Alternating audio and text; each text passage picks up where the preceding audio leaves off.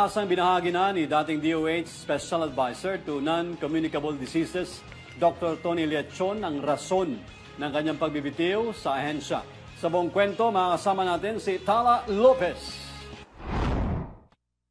Isang taon matapos ang tila napakabilis na government service ni Dr. Tony Leachon sa Department of Health, ibinunyag nito na dahil umano sa pagiging spineless leader at lack of moral courage ni Health Secretary Ted Herbosa, kaya't nagbitiw siya bilang Special Advisor to Non-Communicable Diseases.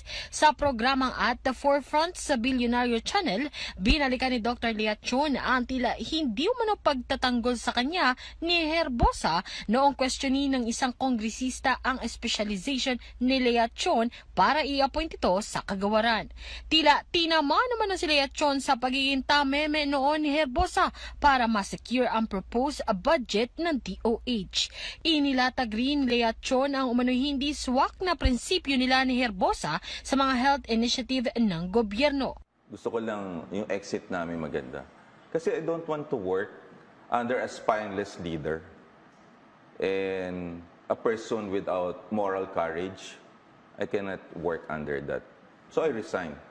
And kunyari later on, I would actually propose, let's say, medical cannabis. Against ako dyan, pumapayag siya. Tobacco. Hindi ko naman proposal yan eh. Proposal ni Tony Leachon yan eh. So later on, ako may iipit. And then the blame game again. Like yun. Ang bine-blame niya ngayon, kaya daw yung PhilHealth, ganyan, nag-excess. Kasi kasalanan ni Ledesma yan eh. I don't want like that. So sabi ko, I'd rather work as an independent health reform advocate rather than work under a spineless, under someone without moral courage, someone with, integrity and honesty that can protect the Filipino people. Mariing tinutulan naman Leachon ang paglilipat ng pondo ng PhilHealth na aniyay illegal na maikukonsidera. Malinaw aniyang nakasaad sa Universal Healthcare Law na ang mga pondo ng PhilHealth ay dapat lamang ilaan sa pangkalusugan at wala nang iba pa. Tinawag din niyang immoral ang PhilHealth Fund transfer dahil maraming taong dumaranas ng mga problema sa kalusugan. People right now are suffering when you're in the hospital. Lining up, magpapa-admit sila, and then after that, magdi-discharge against advice. Ang iba hindi na nakakapunta sa ospital. I have 2 patients na practically nag-suicide. Why?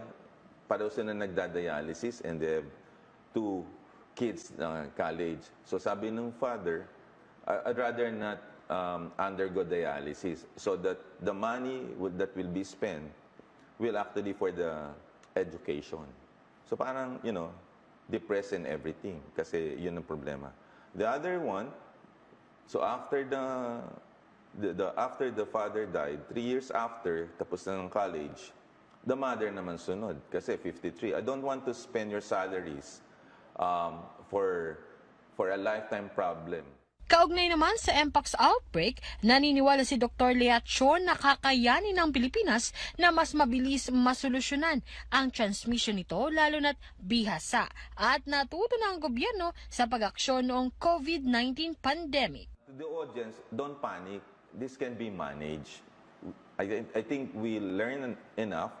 I think we're educated, empowered. Basta lahat tayo right now, balik lang tayo to the minimum public health standards, we will be okay.